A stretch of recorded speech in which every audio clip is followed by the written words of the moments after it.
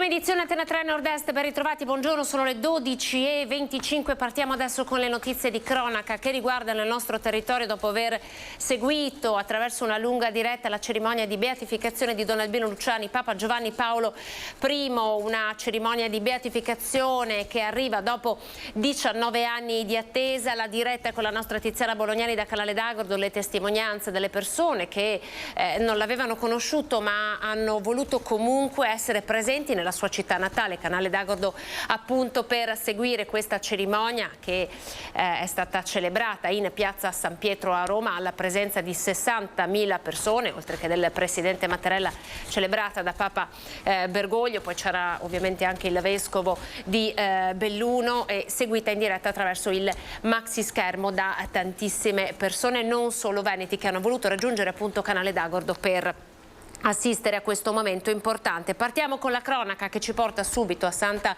Maria di Sala. Nella notte alle 4:30 c'è stato un gravissimo incidente, stiamo parlando della strada regionale noalese, tristemente conosciuta proprio per i diversi incidenti stradali che ci sono stati. Siamo in un luogo poco distante dal centro di Noale. Un'auto con a bordo 5 ragazzi è volata fuori strada, è deceduto un ragazzo di 19 anni di Santa Maria di Sala che era seduto a fianco del conducente. L'auto è finita nel fossato, feriti e sotto shock tutti gli altri giovani a bordo. L'appunto si stava dirigendo da Noale a Santa Maria di Sala, sono intervenuti sul posto nella notte i carabinieri. Poi la cronaca ci porta a Crespano del Grappa perché su richiesta della prefettura da ieri sono riprese le ricerche di Valeria Rosato, la signora 88enne scomparsa da Crespano del Grappa lo scorso 15 di maggio. Le squadre del soccorso alpino della Pedemontana del Grappa ieri si sono concentrate nelle zone impervie e boschive di Castelcucco, mentre i vigili del fuoco e la protezione civile verificavano le aree adiacenti più prossime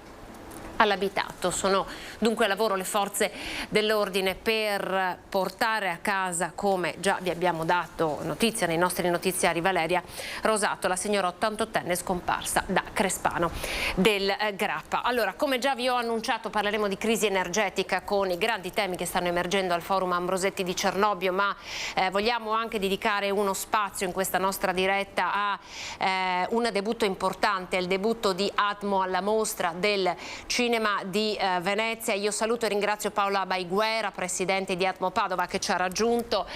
Buongiorno Paola, grazie. Buongiorno a voi, grazie per lo spazio che ci dedicate. Grazie a voi perché portate la cultura del dono da sempre in giro per l'Italia e oggi in particolar modo vogliamo raccontare del docufilm sul tour del dono che come Atmo e non solo avete portato alla mostra del cinema di Venezia, di cui poi faremo anche sentire un estratto. Allora, intanto ci riassumi, Paola, il tour del dono, che cosa è stato? Vi faremo vedere nel frattempo, mentre Paola parla, le immagini del trailer di questo docufilm e questo debutto a Venezia.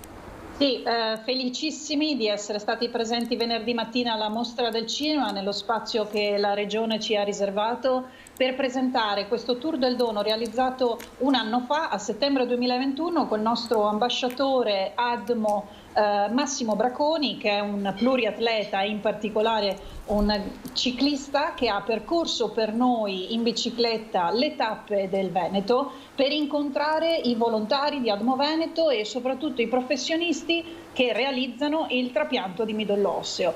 Quindi è un vero e proprio tour per presentare Atmo, per presentare delle bellissime testimonianze di dono vissuto e anche per avere una spiegazione da chi tecnico, medico, trasfusionista sa esattamente cosa vuol dire trasformare la sensibilizzazione che noi facciamo come associazione in realtà come trapianto di cellule staminali. Perché secondo te, Paola, arrivare anche a comunicare attraverso questo linguaggio, cioè il linguaggio del viaggio, il linguaggio del docufilm? Quindi in qualche modo si esce dalle case delle persone che hanno bisogno, dalle case dei volontari, dagli ospedali e si prova a parlare un altro tipo di linguaggio. Ce n'è bisogno?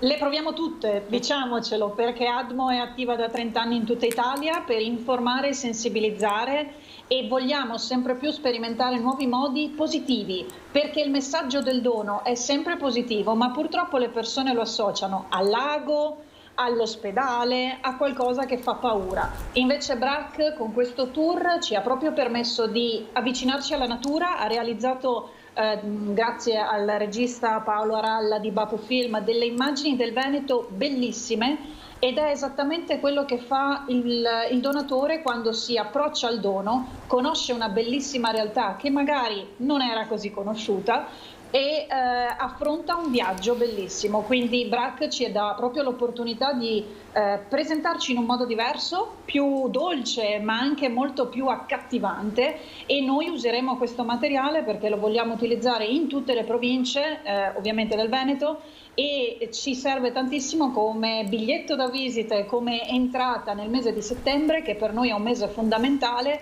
perché il 17 settembre cade la giornata mondiale del donatore di midollo osseo, e noi per tutto settembre fino a ottobre avremo l'evento Match It Now, che è l'evento più importante di tutte le attività di ADMO, dove siamo particolarmente concentrati a raccogliere donatori, a informare e a realizzare quanti più numeri per trovare donatori compatibili con le persone in attesa di trapianto. Allora Paola, quanto questi 2 anni di Covid, 2 anni in cui insomma anche un po' il sistema sanitario è stato messo a dura prova e ovviamente era meno semplice, meno facile entrare in un ospedale per sottoporsi agli esami di rito per capire se si può o meno essere donatori, quanto il Covid ha purtroppo fatto fare dei passi indietro anche alla cultura del dono, secondo te? Tantissimo, l'impatto è stato difficile definirlo, devastante come lo è stato in generale in questi 2 anni di pandemia per tutto, anche l'ambito del trapianto è stato travolto, come esattamente le donazioni di sangue. Ci stiamo accorgendo adesso del sangue che manca perché sono tutte le donazioni che non sono avvenute nei mesi passati, perché ricordiamo sempre che il sangue donato non va in automatico in donazione e i donatori che si tipizzano oggi non vanno in automatico in donazione, ma devono attendere un periodo proprio di ricerca di compatibilità e tra l'altro attendere il momento migliore della salute del donatore, perché noi abbiamo avuto anche casi di donatori disponibili che hanno risposto alla chiamata della compatibilità, ma positivi al Covid, che quindi non hanno potuto intraprendere il vero e proprio percorso di donazione. Quindi, come in tutti gli ambiti, anche l'ambito del trapianto è stato travolto e noi vogliamo tornare ai livelli del 2019, ci siamo riposti degli obiettivi, speriamo di arrivare ai 1000 tipizzati a Padova, e l'obiettivo che ci eravamo fissati come Veneto è addirittura di 5000. Puntiamo in altissimo perché i numeri non ci stanno dando ragione in questo momento, ma siamo convinti che bisogna continuare a parlare in maniera positiva e essere assolutamente fiduciosi, anche perché lo sappiamo, la malattia non ha guardato in faccia a nessuno, è andata avanti, tutti gli ambiti si sono fermati, ma il dono non si può fermare. E quindi ringraziamo le scuole, ringraziamo gli ambiti universitari, gli ambiti sportivi che hanno continuato in qualche modo ad accoglierci, soprattutto con la tecnologia, con incontri da lontano. Noi ora siamo pronti a tornare in presenza, a fare incontri, a sensibilizzare, quindi abbiamo bisogno che tutti ci aprano la porta, ci aprano la finestra e ci permettano di divulgare le informazioni, di ricordare a tutti che il dono non si può fermare. Ricordiamo, Paola, in che cosa consiste la tipizzazione? Grazie. Allora, la tipizzazione è proprio il metodo per prelevare un campione del nostro DNA, cioè abbiamo bisogno di fare una fotografia per inserire i nostri dati genetici nel registro italiano dei donatori di midollo osseo, che è la banca dati nazionale dove viene ricercata la compatibilità genetica delle cellule staminali emopoietiche. Questo è il nome del midollo osseo. E quindi fare questo esame del sangue o esame della saliva, perché la tipizzazione può avvenire con questi 2 metodi, vuol dire mettersi a disposizione e dire: io ci sono, leggete le mie cellule, se sono compatibili con quelle di una persona che è in attesa di trapianto, chiamatemi perché sono pronto a donare. Ovviamente questo è solo il primo step.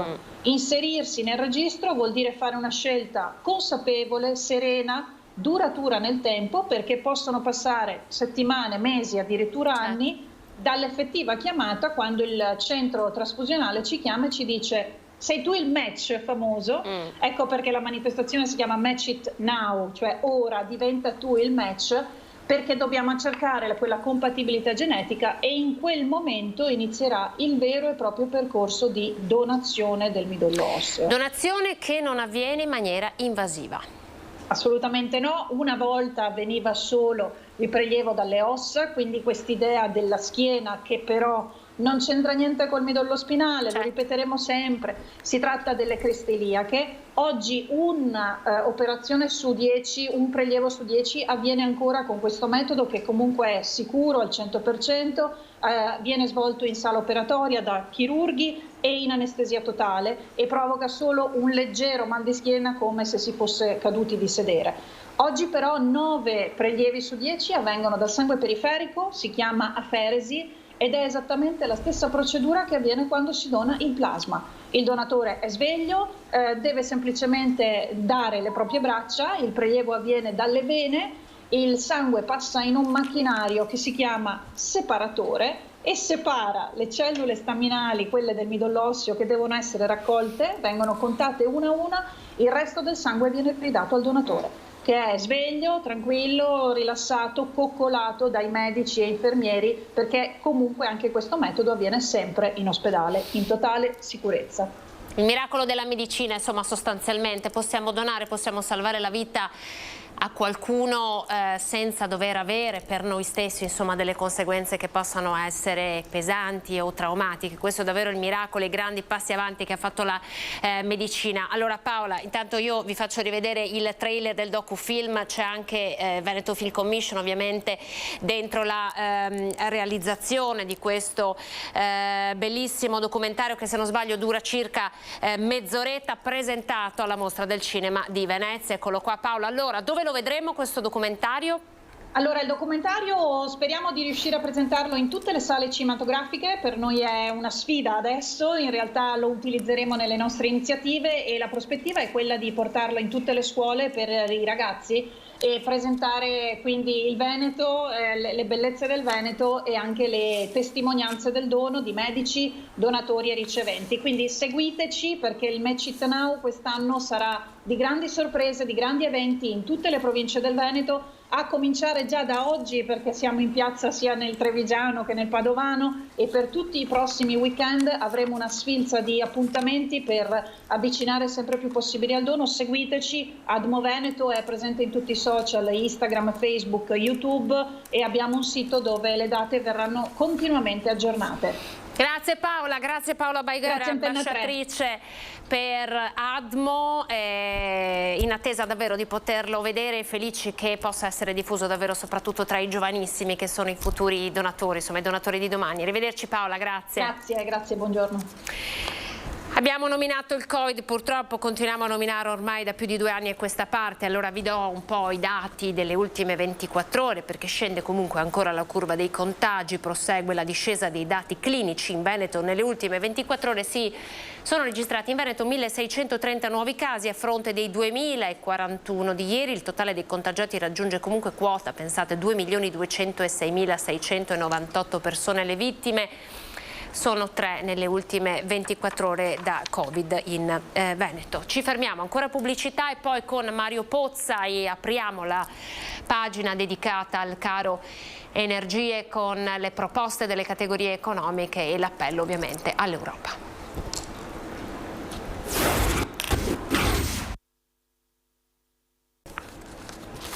Eccoci, ben ritrovati, sono le 12:40, puntualissimi, apriamo la pagina economica di questa nostra prima edizione. Saluto e ringrazio Mario Pozza, Presidente di Union Camere Veneto, per essersi collegato con noi in questa domenica di beatificazione, una domenica molto bella soprattutto per i veneti, ma una domenica difficile anche e soprattutto per i veneti che stanno facendo impresa nel territorio. Buongiorno.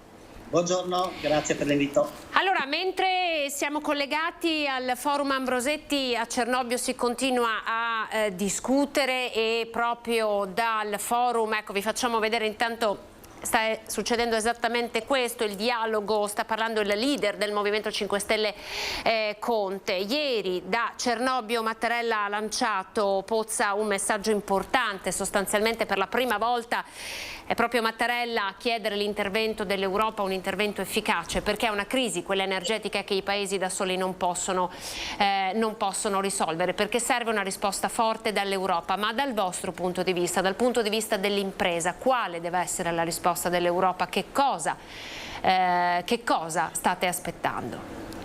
Ma direi che il Presidente della Repubblica ha ben fatto. Il problema possiamo cercare di risolverlo solamente con l'Europa, perché l'Italia, come qualsiasi altro paese, ha difficoltà a porre rimedio a una situazione così difficile, e quindi la soluzione si può trovare in Europa con questo famoso tetto che tutti sentiamo parlarne e che sembra ci si stia per arrivare al tetto degli idrocarburi, quindi del gas, perché le bollette sono insostenibili e le imprese sono fuori mercato. Quindi se parte quell'azione dall'Europa e poi di conseguenza le azioni nel territorio parlo nel nostro paese. Secondo lei, Pozza, potrebbe essere troppo tardi per alcune imprese del Veneto? Abbiamo visto imprese, soprattutto quelle maggiormente energivore, aver bloccato la produzione per diversi mesi. Potrebbe essere una risposta che arriva tardiva, soprattutto per le regioni produttive, quelle del nord-est? Ma la risposta è tardiva, che non credo che siamo proprio al limite come aziende. L'ho detto più volte, un'azienda non può lavorare in perdita tutto l'anno, qualche mese ci può stare, però l'importante è che arrivino le soluzioni, l'importante è che arrivi il gas e a prezzi contingentati, l'importante è che si sganci il prezzo dell'energia dal valore del gas, perché purtroppo è questo il problema, ossia noi stiamo pagando la corrente elettrica molto di più di quello che si paga, ma questo è avvenuto prima della crisi dell'Ucraina, quindi c'è una speculazione in atto già da parecchio tempo. Per questo dico che la risposta è un po' tardiva. È anche stato sottolineato, credo, dal Presidente del Parlamento europeo, mi sembra Michel, che l'ha detto che la risposta della von der Leyen è tardiva rispetto alle esigenze che questi stati hanno e che di conseguenza le nostre imprese. Rimane però, e anche voglio dire, da casa ci si domanda perché poi gli effetti sul territorio sono così differenti, cioè questo caro energia, come peraltro anche il caro gasolio, non sta colpendo allo stesso modo tutti i paesi europei, perché basta uscire dai confini nazionali e trovare la benzina e il diesel con prezzi diversi dai nostri. Ma noi purtroppo siamo un paese importatore e di conseguenza siamo costretti a pagarla più degli altri che hanno delle forniture interne. L'Olanda ad esempio ha il gas, la Gran Bretagna ha il petrolio, come la Norvegia e altri paesi, la Francia ha il nucleare, sebbene adesso siano un po' in crisi perché casualità vuole che stiano facendo le manutenzioni nel periodo più difficile e peggiore che si potesse incappare. E quindi è una scelta, ogni paese ha le sue capacità anche in termini energetici, noi le avremo, purtroppo non le sfruttiamo o le sfruttiamo pochissimo e di conseguenza siamo più in balia degli umori delle borse e delle speculazioni. Noi tra l'altro siamo anche vittime, voglio dire, di una burocrazia che in qualche modo ostacola l'installazione di impianti sul territorio che possono produrre energia pulita, cioè noi siamo anche un po' vittime di questo, nella burocrazia che è tutta italiana poi, legata alla differenziazione dell'approvvigionamento energetico. Ma non siamo solo vittime della burocrazia, noi siamo anche vittime dei comitati e dei partiti che a livello nazionale predicano una cosa e a livello locale ce n'è un'altra.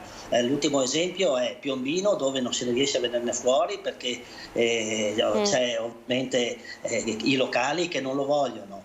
Dall'altra parte abbiamo appena pagato, anzi la Comunità Europea ci impone di pagare una sanzione per una revoca di un gas di una piattaforma di rigassificazione davanti ad Ancona, 180 milioni con la gioia dei Verdi, ecco, quindi paghiamo anche le conseguenze di certe decisioni e soprattutto di una mancata politica nazionale energetica. Senta, sentito un po' le dichiarazioni di Mario Conte, presidente ANCI, che in qualche modo si è schierato con le imprese del territorio e per la prima volta ha preso una posizione molto forte legata proprio alla difficoltà di sostenere determinate bollette per tanti imprenditori del nostro territorio. Se l'aspettava una presa di posizione di questo tipo? Ma guardi, i sindaci sono le istituzioni più vicine al territorio, di conseguenza il rapporto che c'è tra il sindaco e i propri concittadini è un rapporto diretto e tanti imprenditori ci sono. Noi a Treviso abbiamo un'impresa in Veneto, una media dagli 8 ai 9 abitanti e di conseguenza c'è una capillarità di presenza di impresa che effettivamente non si può rimanere asettici e non cogliere il grido d'allarme che queste imprese hanno lanciato, soprattutto perché qui si parla di occupazione, si parla di futuro del nostro paese e della nostra regione e di conseguenza c'è veramente molta tensione nel mondo dell'impresa perché si fa fatica a vedere una risposta da parte della politica a livello nazionale.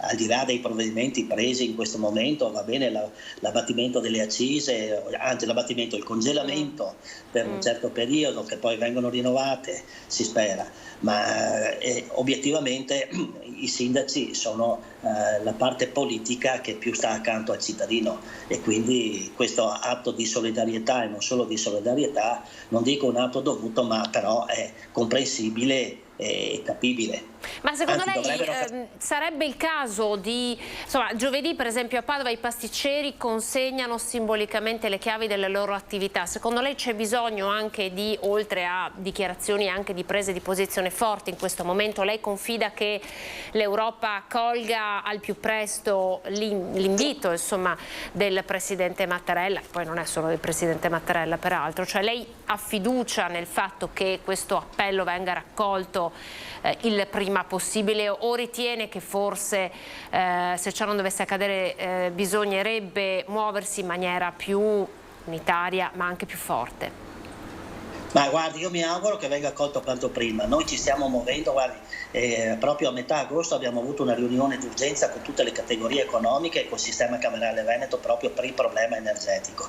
Nei prossimi giorni avremo un incontro con il garante dell'energia e produrremo un documento sempre nei prossimi giorni, quindi tutto il mondo economico veneto assieme al sistema camerale proprio alla regione in quanto primo nostro referente nel territorio, ma anche perché la competenza che noi abbiamo è quella regionale, in modo tale da sensibilizzare e promuovere azioni che portino dei benefici. Questo è quello che ci auguriamo. Ricordo che non più tardi di 2 anni fa circa abbiamo stilato un protocollo proprio a Treviso come Unioncamere Veneto con l'assessore Manera in rappresentanza dei comuni, quindi delle città, proprio sulla chiusura ad esempio delle porte dei negozi sia in estate che in inverno per l'abbattimento dei costi e dell'inquinamento. Ecco, questo direi è stato precursore di uno dei risparmi che bisognerà mettere in campo.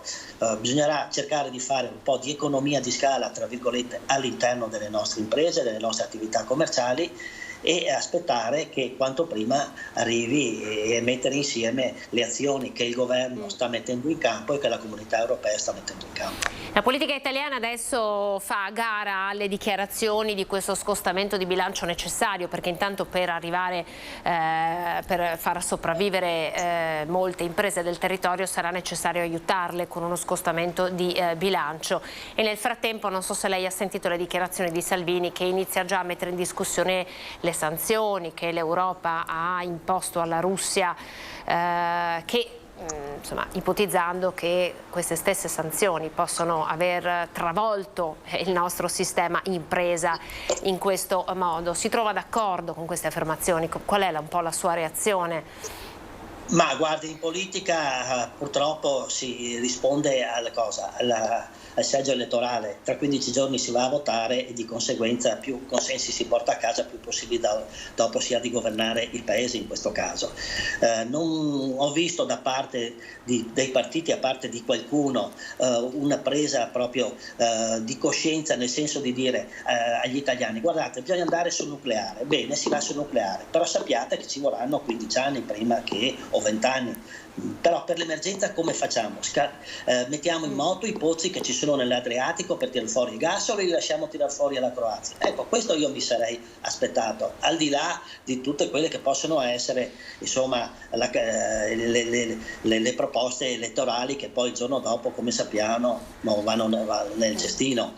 Quindi ci vuole anche un po' di buonsenso, a mio avviso, e non promettere tanto e stare attenti a quello che si promette o quello che si chiede, perché siamo in un contesto europeo e bisogna stare attenti che come nel PNR, nel caso, non è che si possa cambiare idea dal mattino alla sera. C'è un programma, è un accordo, sono soldi tra l'altro a debito, quindi debito buono così chiamato, ma però che bisogna restituire. A questo proposito, no, proprio perché lei ha parlato della politica così in qualche modo staccata poi da quelle che sono le reali situazioni nel territorio, perché c'è bisogno di proposte concrete, le faccio vedere ai telespettatori il servizio della redazione di Padova, dove 2 commercianti padovani interrogano la politica proprio su questo, anche alla luce delle bollette energetiche ricevute. Vi faccio vedere il servizio, poi Pozza lo commentiamo insieme.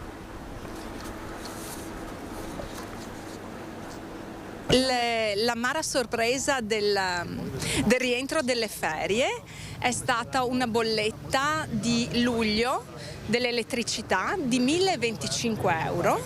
Questo per un negozio quanto grande? 50 metri quadri, 550 kWh in meno quest'anno, ok, consumati in meno quest'anno, 1.025 euro è stata la bolletta. Quanto si può andare avanti in queste condizioni? Finché non ti abbandona la passione, che è l'unica cosa che rimane, non c'è neanche il conto in banca. No, io la butto di più sul dare e avere. Sul dare e avere? Poco, non questo inverno sicuramente, 2 mesi. Bolletta raddoppiata per la Cozzi e quasi triplicata per il proprietario del bar al Duomo, 1.700 euro a fine agosto 2021, 4.850 quest'anno. Ancora avanti così? È la domanda che mi faccio io tutti i giorni, perché vedere queste cose è allucinante. Io non credo che comunque danno la colpa alla guerra possa cambiare l'economia in questo modo. No, è impossibile, anche perché noi non ce la facciamo più se non andare avanti. Da piccolo imprenditore cosa si sente di chiedere? Che vengano riviste queste cose, che ci vengano incontro, che il governo ci venga incontro in tutte le maniere, perché per portare avanti, se noi riusciamo a lavorare, diamo posti di lavoro e quindi l'economia comincia a girare. Così, no? Così si blocca tutto. Storie di lotta quotidiana contro il drago delle bollette, una belva che ora ha dimensioni spaventose, come raccontato dai 2 negozianti del centro di Padova. La categoria interroga la politica. Chiediamo lo scostamento di bilancio, noi l'abbiamo ripetuto in questi giorni, in queste settimane, anch'io personalmente con vari comunicati. Uno scostamento importante di almeno 30 miliardi. Per 30 miliardi si riesce a fare il credito d'imposta che fino alla fine dell'anno, si riesce ovviamente a continuare a diminuire il prezzo della benzina attraverso le accise, si riescono a dare contributi diretti nel sistema e questo fa in modo che mantiene comunque sui consumi. E poi c'è l'intervista a Guido Pozza, voglio farle ascoltare anche questa, è un ristoratore, siamo sempre nel padovano, ancora le categorie economiche che lanciano in qualche modo il loro grido d'allarme. Vi faccio ascoltare anche questo servizio. Il caro bollette è una morsa che continua a stringere e costringere le attività commerciali a fare i conti con rincari e con aumenti addirittura in alcuni casi paurosi. Ebbene, se fare i conti può essere facile, anche se doloroso, il problema è farli quadrare.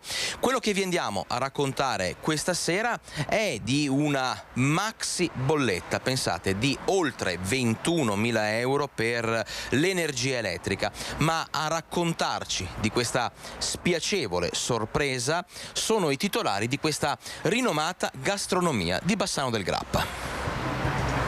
Bolletta triplicata per il gas, nel 2021 2.269 euro, quest'anno oltre 6.000.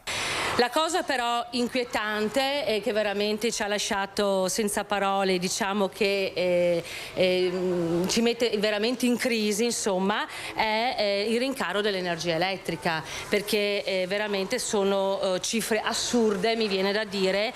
In questo caso parliamo di quasi 22.000 euro, in pratica 4 volte in più rispetto al 2021. Questa è un'attività che ha 35 dipendenti, quindi ovviamente è una realtà importante di Bassano, ma io penso di poter parlare tranquillamente anche per piccoli imprenditori locali, per chiunque ha anche attività appunto più piccole della nostra, che a mio avviso magari riscontrano difficoltà ancora maggiori. Se questi devono continuare ad essere i consumi, chiuderanno i battenti. Noi abbiamo scelto di non aumentare i prezzi, di non gravare sul nostro consumatore finale, perché sappiamo che comunque non è la soluzione giusta. Noi ci aspettiamo interventi da parte dello Stato massicci, incisivi.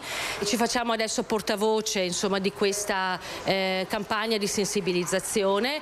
Vedremo eventualmente se promuovere delle iniziative dove magari ci mettiamo insieme con altri commercianti e altro, per cercare di fare in maniera tale che chi deve rispondere, chi deve dare una mano, ovviamente lo faccia. Quindi sentite, le iniziative di protesta potrebbero moltiplicarsi in questi giorni sul nostro territorio. Torniamo a Cernobbio, al Forum Ambrosetti, sta parlando Enrico Letta, proviamo ad ascoltarlo un attimo. E che insieme abbiamo deciso di gestire. Ed ecco perché l'idea diversa di Europa che si gioca, un'idea di Europa che con le interdipendenze, la pandemia, i vaccini, le materie prime che crescono, la guerra, la pace, il cambio climatico, deve portarci ad avere un'Europa con un'idea di sovranità condivisa. Quindi più forte ed efficace per proteggerci. Ecco, un'idea di sovranità condivisa, Pozza, immagino sia esattamente quello che chiedete voi, che chiedono le imprese. Ma soprattutto con tempi più rapidi, però, perché ci va bene la condivisione, ma sono i tempi che servono. Come si diceva in apertura, se l'attesa per una risposta porta via tanto dibattito, insomma, l'ammalato deve essere curato subito, non bisogna aspettare che arrivi sotto all'agonia. E le imprese stanno già da qualche mese soffrendo in maniera, direi, molto molto importante. I servizi che abbiamo visto parlano, e non ci sono parole per commentarle, perché davanti ai numeri la matematica non è una teoria, si dice, no? E di conseguenza l'occupazione, lo sviluppo di un paese è dato se c'è impresa. Se non c'è impresa non c'è sviluppo, non c'è occupazione, la gente non paga le tasse, il lavoratore non percepisce gli stipendi e di conseguenza non si può spendere. Poi adesso abbiamo anche un'altra aggravante, l'inflazione che sta ripartendo, il dollaro che è sotto la parità, cioè l'euro che è sotto la parità del dollaro, quindi altri problemi che stanno per affiorare in maniera, direi, preponderante. Il termometro della crisi delle imprese del nostro Veneto, abbiamo, Presidente, qualche dato su, così, percentuale di aziende che hanno scelto di fermarsi, si stanno fermando in attesa perché produrre costerebbe troppo e non sarebbe remunerativo? No, non abbiamo ancora dati, ci sono comunque poche imprese che hanno sospeso per il momento o ritardato l'apertura. Una fotografia l'avremo proprio nei prossimi giorni, quando proprio l'attività inizia con i primi di settembre a riprendere in pieno, anzi dovrebbe riprendere in pieno. Questo è lo storico. Io credo che quindi fino a metà settembre non avremo dati significativi, però questi campanelli d'allarme ci sono e bisogna tenerli presenti. C'è una deadline secondo lei, visto che appunto il freddo, l'autunno è alle porte, quindi da qui anche un consumo ancora maggiore di energia? C'è una deadline? Cioè, secondo lei la risposta in termini concreti deve arrivare entro quando? Ma dovrebbe arrivare, essere ottimisti, entro fine settembre, essere ottimisti, ma purtroppo abbiamo le elezioni, dico purtroppo nel senso che quindi il governo, non ci sarà un governo nel pieno delle sue competenze e di conseguenza slitterà un po' di più. Però come dicevo, non possiamo pensare che la nostra capacità di resistenza, di innovare, di ricercare, perché si stanno fermando anche gli investimenti. Io conosco tanti imprenditori che dovevano investire con fotovoltaico oppure riammodernare gli impianti o acquistare nuove macchine che hanno ritardato e lo spostano più avanti a tempi migliori.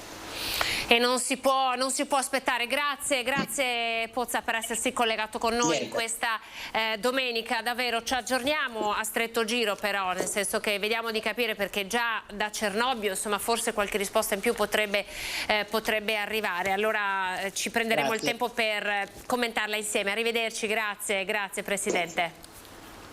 Grazie a voi. Mario Pozza, Presidente di Unioncamere Veneto. Andiamo nuovamente in pubblicità e poi una mezz'oretta per dialogare con due candidati veneti alle prossime elezioni del 25 settembre. Parleremo con Fratelli d'Italia e con Unione Popolare. A tra poco.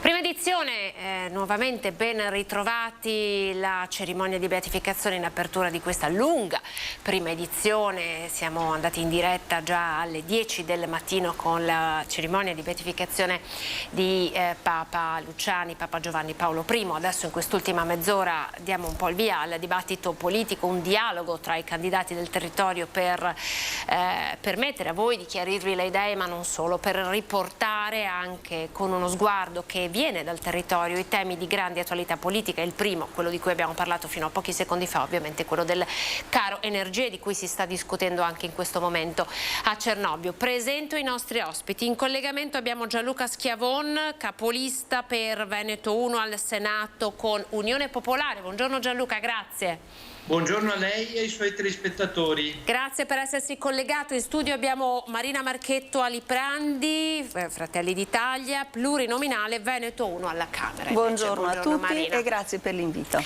Parto subito da lei Gianluca. Allora, con il caro energia torna diciamo in discussione l'idea di Europa, di cui c'è bisogno per uscire da questo impasse. Prima Letta parlava di un'Europa che sia in grado di intervenire in maniera unitaria e unificata. Come Unione Popolare, la vostra idea di Europa e quindi anche la vostra ricetta contro il caro energia, che cosa bisognerebbe fare oggi come Italia ma come Europa? Intanto grazie per l'invito anche da parte mia. Noi siamo convinti di essere autenticamente europeisti, però l'Europa che vogliamo non è l'Europa delle banche, non è l'Europa dei burocrati internazionali. Non è l'Europa del liberismo, non è l'Europa del fatto che l'economia e quindi tutti i prezzi sono lasciati al libero mercato, perché l'esempio del gas è un esempio paradigmatico. Oggi le bollette di cui ho visto nei precedenti servizi non risalgono al blocco del gas, perché il blocco del gas è di questi giorni. Evidentemente aver lasciato che prezzi per risorse così importanti siano lasciate completamente al libero mercato è stato un errore drammatico, però è uno dei fondamenti di questa Europa, perché l'Europa di Maastricht, l'Europa dei banchieri, l'Europa dei burocrati è quella che vuole l'assoluta libertà nella determinazione dei prezzi e l'assoluta libertà nell'accesso delle merci. Questa Europa evidentemente ha fallito. Perché? Perché il ruolo fondamentale dello Stato che programma, che prende le decisioni strategiche, in particolare sulle risorse, non c'è stata. L'idea per decenni è stata quella che il privato fa sempre tutto meglio del pubblico e oggi ci troviamo qui.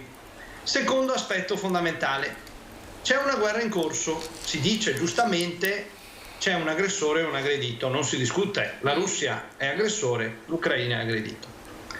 Ma intanto non è l'unica guerra, in queste ore non è l'unica guerra che c'è, perché l'Arabia Saudita sta facendo, che è uno dei principali produttori di petrolio al mondo, sta facendo la guerra allo Yemen, ed è una guerra sanguinosissima, e lì nessuna sanzione viene presa.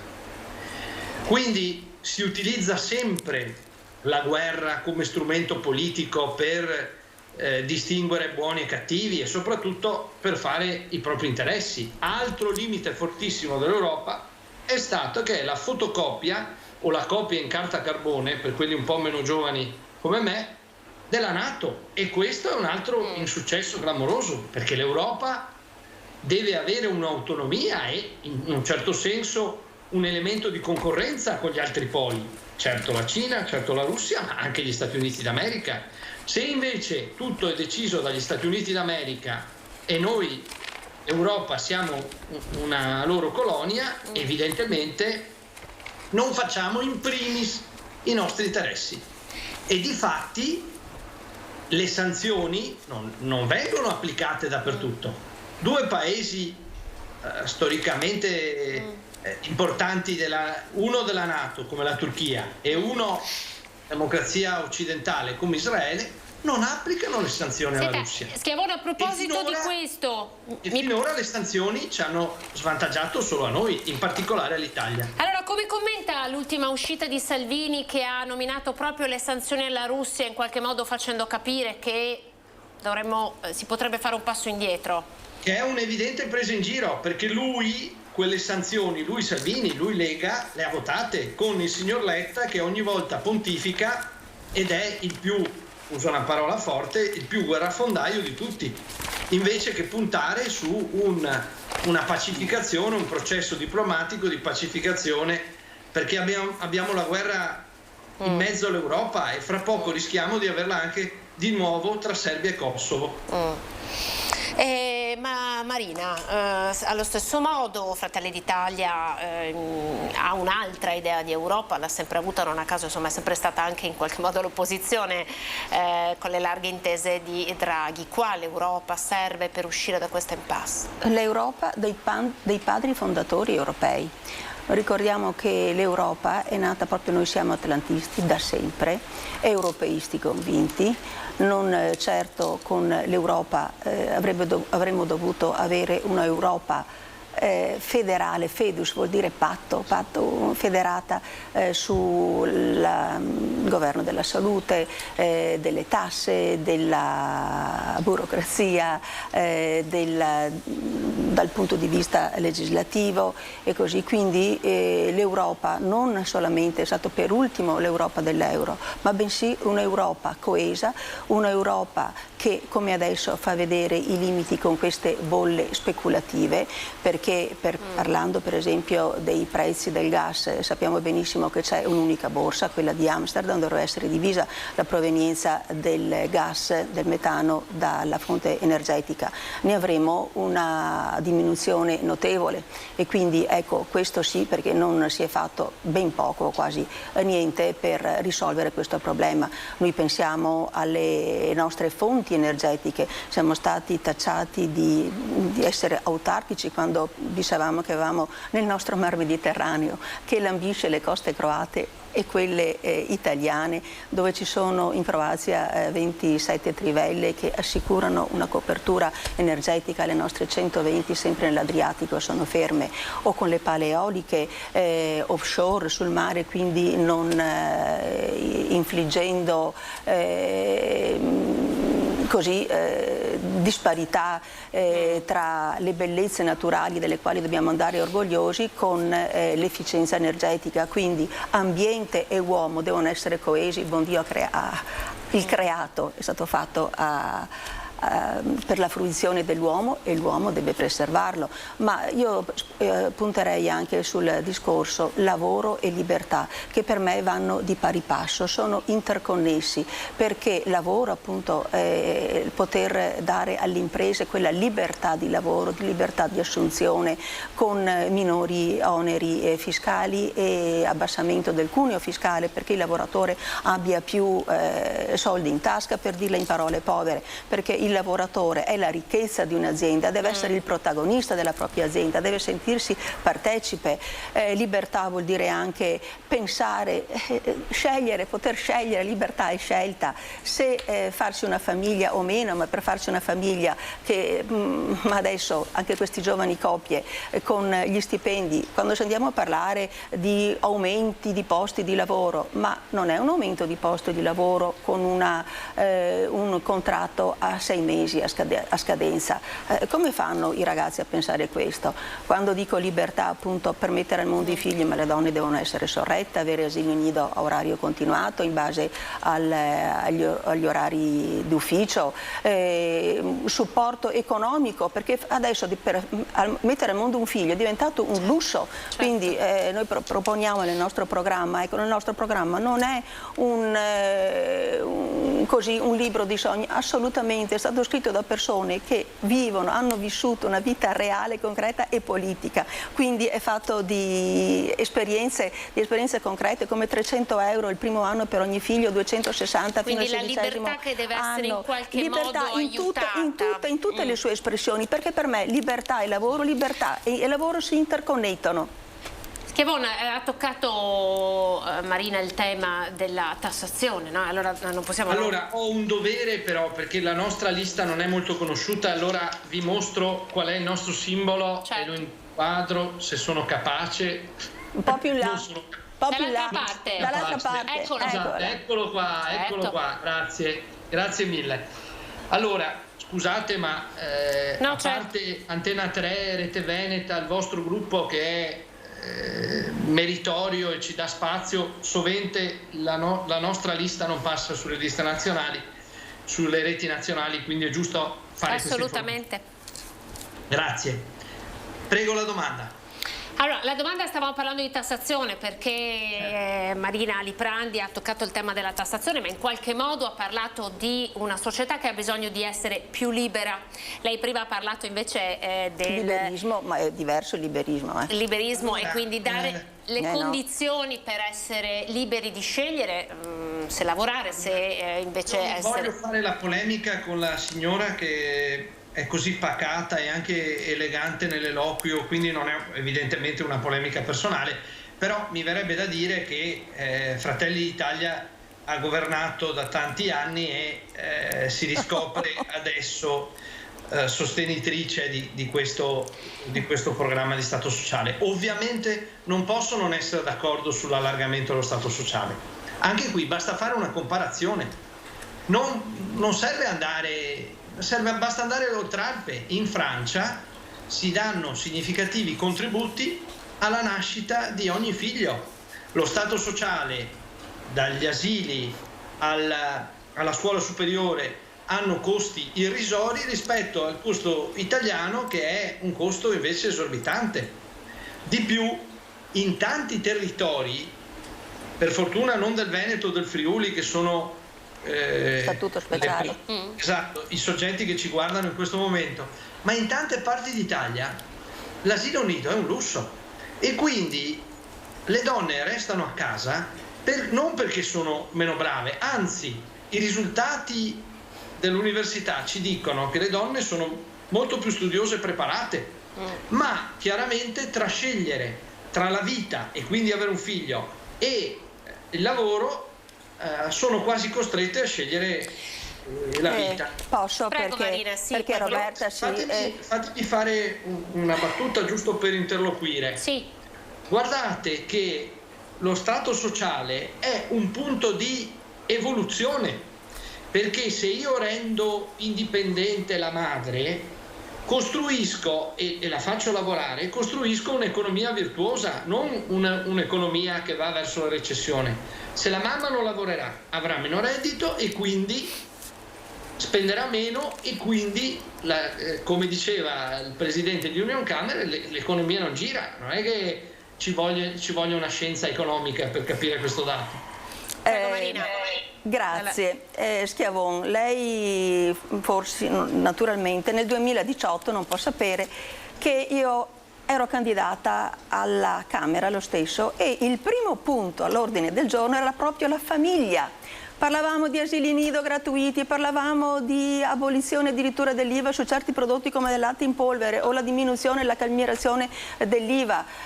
La donna garantisce la continuità della specie, diciamocela chiara questa cosa. Quindi quando io parlo di libertà, prima ho detto che è un lusso quasi. Alcuni ragazzi, proprio che io sono in mezzo ai ragazzi, abbiamo una squadra di giovanissimi e poi ho passato decenni a contatto proprio con gli adolescenti per impegni di volontariato che ho portato avanti, che porto avanti da 40 anni. Quindi noi abbiamo il Veneto, ecco, mi piace sottolineare questo, che il Veneto è famoso, è il primo, ho sentito dal senatore Urso a Mestre quando è state presentate le liste, che è la prima regione per imprenditoria e volontariato. Quindi adesso che la donna possa scegliere e debba scegliere legittimamente ed essere supportata per formare una famiglia, questo è indubbio ed è nel nostro programma, e soprattutto sottolineo che anche se non è previsto il vincolo di mandato, dovrebbe esserci il vincolo di mandato, perché i programmi che si sottoscrivono e che si presentano e per i quali si porta avanti, non dico una battaglia, ma ci si interfaccia con la popolazione, con i nostri concittadini, quello dovrebbe essere per me un vincolo sacrosanto di rispetto verso l'elettore. Allora, qui il tema è, mi perdoni, ma qui il tema è dove reperire le risorse per poter garantire questo, che di fatto è un diritto su cui stiamo assolutamente tutti d'accordo. Allora, una flat tax che in qualche modo sta promuovendo il centrodestra, Unione Popolare invece ovviamente è contraria alla posizione della flat tax. Brevemente Schiavone e poi Marchetto. Allora, la flat tax è incostituzionale, nel senso che il principio fondamentale dalla Costituzione repubblicana è che la tassazione è progressiva. Esistono già alcuni settori di flat tax, le partite IVA fino ai famosi 75.000 euro. Allora, guardate, la cosa è semplice. Siccome sembra che tutti si siano impoveriti, non è vero. Il gas ce lo dimostra, c'è chi si è arricchito tantissimo e la maggioranza delle persone che si sono impoverite. La questione della fiscalità è molto semplice, bisogna ridurre le tasse sul lavoro, cuneo fiscale ad esempio, ma in genere questo deve essere il segno, si riducano le tasse sul lavoro e quindi i lavoratori e i pensionati si trovino più soldi in busta paga. Vanno viceversa introdotte delle tassazioni specifiche su patrimoni esorbitanti e va soprattutto legata la possibilità di tassare al fatto che se grandi società possono spostare la sede a Amsterdam e per questa via non pagare più un euro di tasse, siamo veramente a capo, perché si parla giustamente del problema della evasione fiscale. Lì basterebbe unificare le banche dati delle agenzie fiscali, per esempio con le polizie locali. Se ci fosse un'unica banca dati, gli evasori li beccheresti molto più facilmente, tanto per essere chiari. E della pace fiscale cosa ne pensate come Unione Popolare? Non siamo d'accordo, ma vogliamo più tasse a chi si è arricchito in maniera esorbitante, per dirla semplice, e meno tasse a chi lavora e produce. Chiarissimo, vado da Lipani perché poi voglio parlare di salario minimo. Mi perdoni? In questo quadro si può tassare, non certo la prima casa, guai a tassare la prima casa, ma si possono tassare patrimoni oltre un certo livello, ed è scontato, perché se non c'è una tassazione equa, veramente non abbiamo risorse per fare nulla. Allora, grazie. Dopo, perché voglio fare un passaggio sul salario minimo, che so che è un tema a voi molto caro. Le multinazionali purtroppo esistono a Lussemburgo. Quante società hanno sede in Lussemburgo, in Svizzera, eppure sono in Europa? Quindi la tassazione, facciamo Amazon per esempio, queste grandi multinazionali fino all'altro ieri pagavano il 3%, adesso sono arrivati al 6%, quelle dovrebbero essere tassate. I grandi patrimoni? I grandi patrimoni sì, ma non accaniti accanirsi sull'imprenditore che è riuscito a mettere con tanti sacrifici e magari poi non ha neanche la continuità generazionale, che questo è un grosso problema anche e soprattutto per la nostra piccola media impresa, perché il Veneto di sicuro non ha le aziende megagalattiche, è basato, c'è un rapporto familiare tra il datore di lavoro e il collaboratore. Quelle sono da tassare e non accanirsi, ripeto, far lavorare, lasciare un po' più libero l'imprenditore, che non è un prenditore come un partito ho sentito dire. Se non c'è l'impresa non è lo Stato che deve creare il lavoro, è l'imprenditore assieme al collaboratore che crea la ricchezza e che crea una continuità lavorativa, perché se noi non abbiamo questo non possiamo né pagare, non pagando le tasse non possiamo avere le pensioni e i nostri ragazzi non so come abbiamo già un prelievo fiscale notevole anche sulle buste paga. Ho esordito dicendo dell'abbassamento del cuneo fiscale.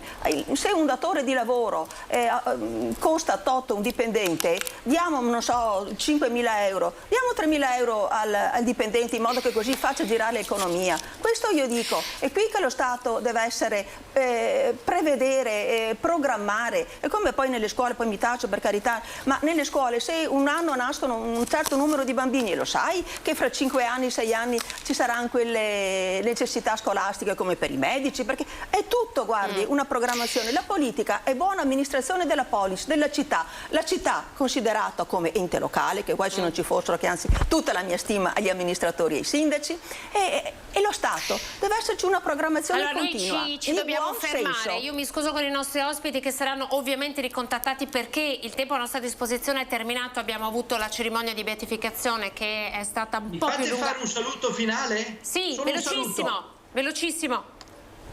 Unione Popolare candida un sindaco per 11 anni, buon amministratore come Luigi De Magistris. Quindi abbiamo un sindaco da votare. Ecco. Grazie Gianluca Schiavon, la ricontatteremo ovviamente Unione Popolare. Marina Marchetto, Alipranti, Fratelli d'Italia, grazie anche a lei, mi scuso. Grazie a voi e un grosso saluto perché arrivo da una manifestazione molto bella e emozionante del 60° anniversario della Costituzione degli Alpini di Piavon, ecco, di Piavon di Oderzo, ecco, si parla di volontariato, più generosi e in ogni momento attenti e disponibili non gli ce alpini. ne sono, ha ragione. Grazie a voi telespettatori per essere stati in nostra compagnia. Il telegiornale questa sera alle 19:30, arrivederci.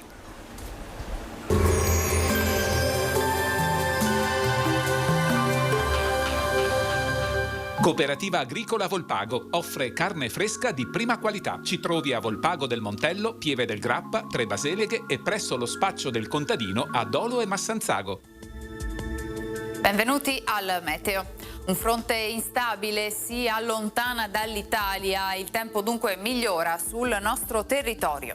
Vediamo il dettaglio di domenica 4 settembre.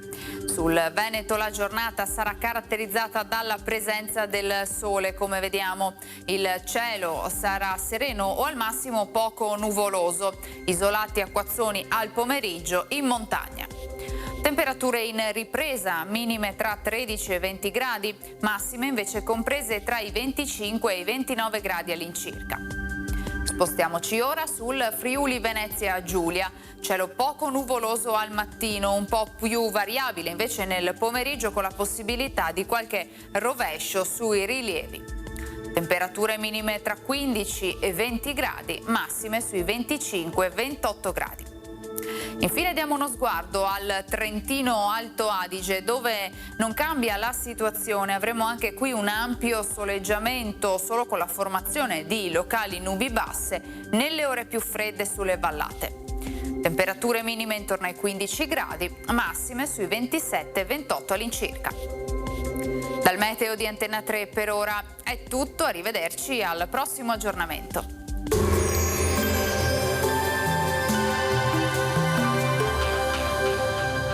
Cooperativa Agricola Volpago offre carne fresca di prima qualità. Ci trovi a Volpago del Montello, Pieve del Grappa, Tre Baseleghe e presso lo spaccio del contadino a Dolo e Massanzago.